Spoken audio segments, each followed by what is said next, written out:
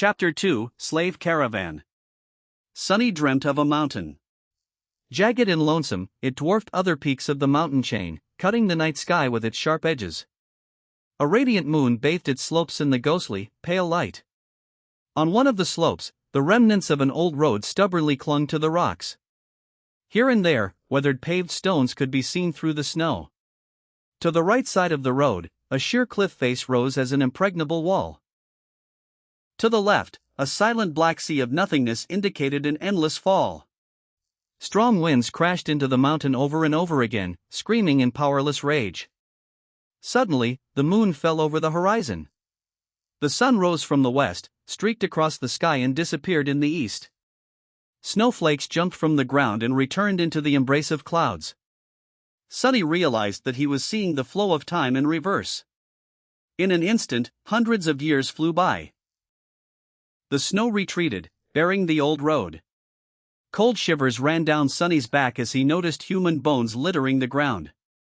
A moment later, the bones were gone, and in their place, a slave caravan appeared, moving backwards down the mountain in the clamor of chains. Time slowed, stopped, and then resumed its usual pace. Aspirant.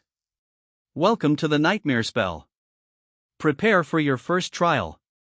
What the hell is this? Step. Step. Another step. A dull ache was radiating through Sonny's bleeding feet as he was shivering from cold. His threadbare tunic was nearly useless against the biting wind. His wrists were the main source of agony, badly hurt by the iron shackles. They sent a sharp pang of pain every time the freezing metal touched his broken skin. What kind of a situation is this?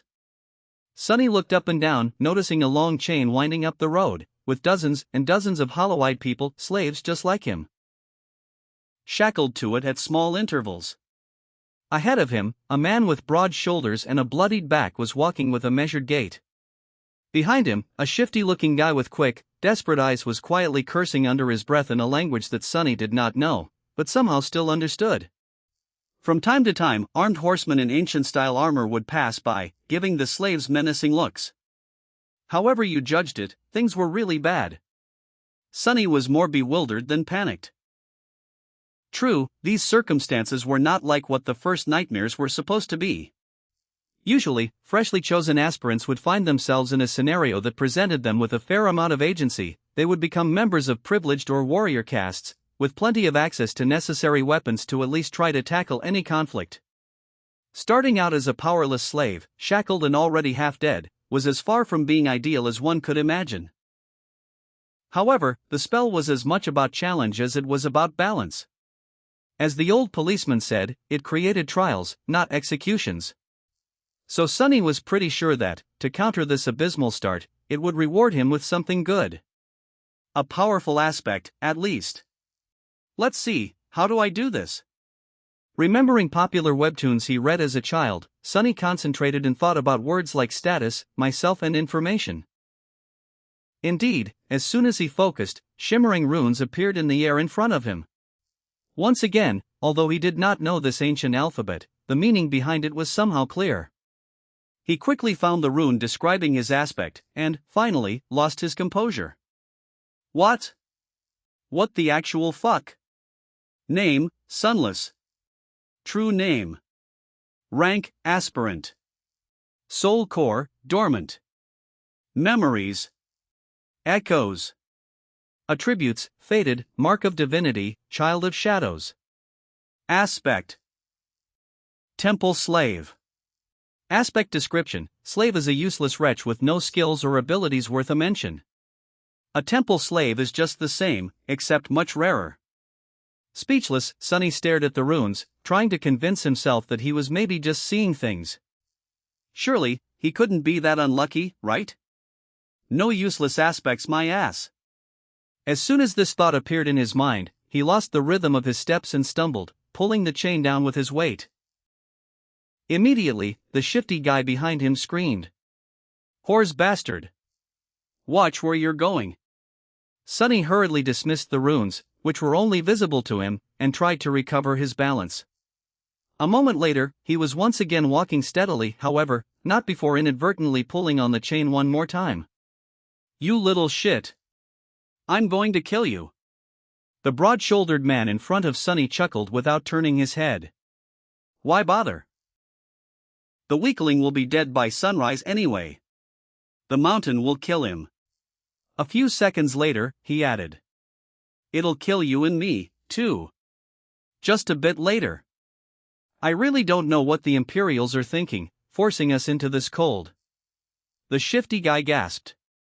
Speak for yourself, fool. I'm planning to survive. Sonny silently shook his head and concentrated on not falling again. What a charming pair. Suddenly, a third voice joined the conversation from somewhere further back. This one sounded gentle and intelligent. This mountain pass is usually much warmer this time of year. We just had really bad luck. Also, I would advise you against harming this boy. Why is that? Sonny turned his head slightly, listening. Haven't you seen the markings on his skin? He is not like us, who fell into slavery due to debts, crimes, or misfortune. He was born a slave. A temple slave, to be precise. Not long ago, the Imperials destroyed the last temple of the Shadow God. I suspect that this is how the boy ended up here. The broad-shouldered man cast a look back. So what? Why should we be afraid of a half-forgotten, weakling god? He couldn't even save his own temples. The Empire is protected by the mighty war god. Of course they're not afraid to burn down a few temples. But we here are not protected by anything or anyone. Do you really want to risk angering a god? The broad-shouldered man grunted, not willing to answer. Their conversation was stopped by a young soldier riding a beautiful, white horse. Clad in a simple leather cuirass, armed with a spear and a short sword, he looked dignified and noble. To Sonny's irritation, the asshole was really pretty, too.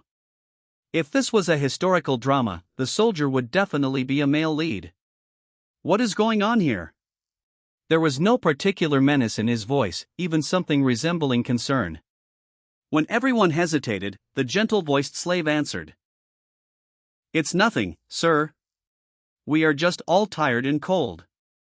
Especially our young friend over there. This journey is truly too hard for someone that young. The soldier looked at Sonny with pity. What are you looking at? You're not much older than me. Sonny thought. Of course, he didn't say anything out loud. The soldier sighed and took a flask from his belt before extending it to Sonny. Bear with it a little more, child. We will stop for the night soon. For now, here, drink some water. Child? Child? Due to his thin body and small stature, both caused by malnourishment, Sonny was often mistaken for someone younger. Usually, he didn't hesitate to use it to his advantage, but now, for some reason, being called a child really irked him. Still, he was really thirsty. He was just about to take the flask when a whip cracked in the air, and suddenly Sonny was in a world of pain. He stumbled, once again pulling on the chain and causing the shifty slave behind him to curse. Another soldier, this one older and angrier, stopped his horse a few steps back. The whip that sliced the back of Sonny's tunic open and drew blood belonged to him. Without even glancing at the slaves, the older soldier pierced his younger colleague with a disdainful glare. What do you think you're doing? The young soldier's face darkened. I was just giving this boy some water. He'll receive water with the rest of them once we camp. But... Shut your mouth. These slaves are not your friends. Understood? They're not even people. Treat them like people and they'll begin imagining things. The young soldier looked at Sonny, then lowered his head and put the flask back on his belt. Don't let me catch you making friends with slaves again, newbie. Or next time it will be your back tasting my whip. As if to illustrate his intention, the older soldier cracked his whip in the air and rode past them, radiating threat and anger. Sonny watched him go with well-concealed malice. I don't know how, but I will watch you die first. Then he turned his head and glanced in the direction of the younger soldier, who was falling behind with his head still lowered. And you, second.